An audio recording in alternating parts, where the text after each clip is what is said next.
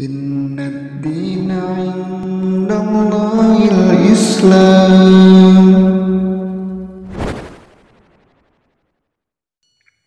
Assalamualaikum warahmatullahi wabarakatuh.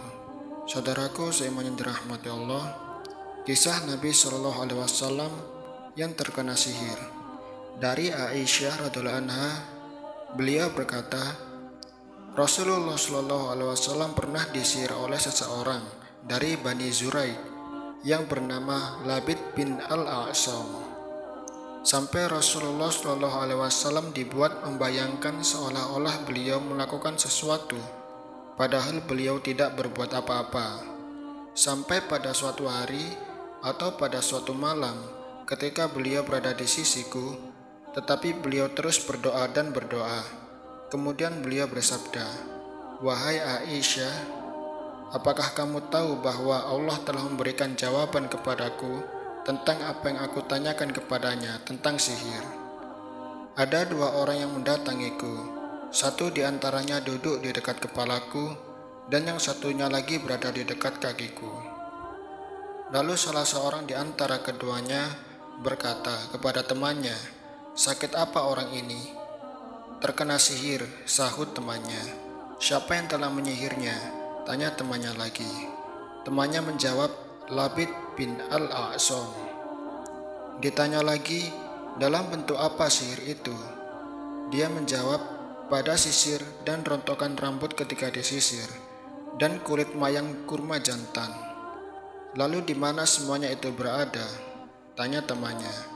Dia menjawab, 'Di sumur Zarwan.' Kemudian Rasulullah SAW mendatangi sumur itu bersama beberapa orang sahabat beliau. Lalu beliau datang dan berkata, 'Wahai Aisyah, seakan-akan airnya berwarna merah seperti perasan daun pacar, dan seakan-akan kulit mayang kurmanya seperti kepala setan.' Lalu kutanyakan, 'Wahai Rasulullah, tidakkah engkau meminta dikeluarkan?' Beliau menjawab, 'Allah telah menyembuhkanku, sehingga aku tidak ingin memberi pengaruh buruk kepada umat manusia dalam hal itu.' Kemudian beliau memerintahkan untuk menimbunnya, maka semuanya pun ditimbun dengan segera. Hadis riwayat Bukhari dan Muslim.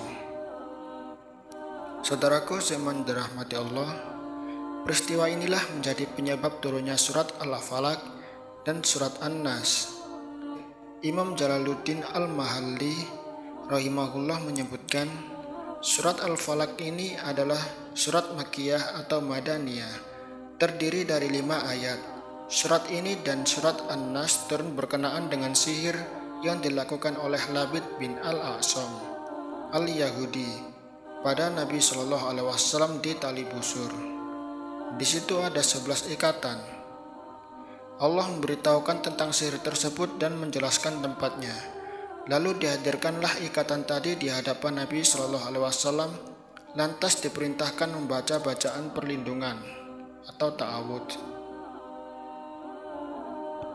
dan menyebutkan 2 surah, surat Al-Falaq dan surat An-Nas. Ketika dibacakan 1 ayat dari kedua surah tadi, lepaslah 1 ikatan, lalu terasa ringan hingga terlepas seluruh ikatan. Lalu beliau berdiri dalam keadaan bersemangat setelah terlepas dari seluruh ikatan. Selain itu, dalam hadis riwayat Imam Muslim disebutkan bahwa Rasulullah SAW juga diruqyah oleh malaikat Jibril. Ada bacaan ruqyah yang pernah dibacakan Jibril ketika Nabi SAW sakit, seperti pada hadis berikut dari Abu Sa'id Al-Khudri radhiyallahu anhu. Jibril pernah mendatangi Nabi Shallallahu Alaihi Wasallam. Ia berkata, 'Wahai Muhammad, apakah engkau sakit?' Beliau menjawab, 'Ya, benar.' Lalu Jibril mengucapkan, 'Bismillahirrahmanirrahim, min kulli syai'in yuzik, min syarri kulli nafsin aw ainin hasidin, Allahu yashfika bismillahirrahmanirrahim. Dengan nama Allah aku meruqyahmu dari segala sesuatu yang mengganggumu dan dari keburukan penyakit ain yang timbul dari pandangan mata orang yang dengki, Semoga Allah menyembuhkanmu dengan nama Allah aku meruqyahmu. Hadis riwayat Muslim. Ibnul Qayyim rahimahullah menyatakan dalam kitab Zad al-Ma'ad tentang petunjuk Nabi Shallallahu Alaihi Wasallam untuk mengobati sihir ketika beliau disihir oleh seorang Yahudi. Sebagian kalangan mengingkari perihal Nabi Shallallahu Alaihi Wasallam pernah disihir ini. Sebagian mereka menyatakan bahwa tidak pantas hal itu terjadi pada Nabi Shallallahu Alaihi Wasallam. Mereka menyangka bahwa itu suatu kekurangan dan aib. Padahal sejatinya itu bukan kekurangan dan aib, karena Nabi Shallallahu Alaihi Wasallam bisa saja tertimpa sakit. Sihir ini sama halnya dengan penyakit yang datang. Sihir yang terkena itu sama halnya dengan racun, tidak ada bedanya. Ada hadis dalam Sahihain Bukhari dan Muslim dari Aisyah radhiallahu anha, ia berkata bahwa Rasulullah Shallallahu Alaihi Wasallam pernah disihir sampai dibayangkan padanya istrinya itu datang. Padahal kenyataannya tidak demikian. Ini bukan sihir biasa.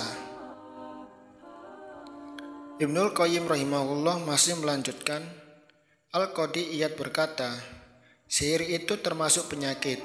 Nabi Shallallahu Alaihi Wasallam sah-sah saja menderita sakit sebagaimana beliau terkena penyakit lainnya.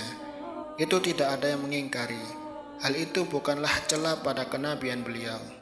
Adapun keadaan beliau yang membayangkan melakukan sesuatu, padahal beliau tidaklah melakukannya, ini tidaklah menjadi aib dalam hal kemaksuman beliau yang dinyatakan dalam dalil bahkan ijma'.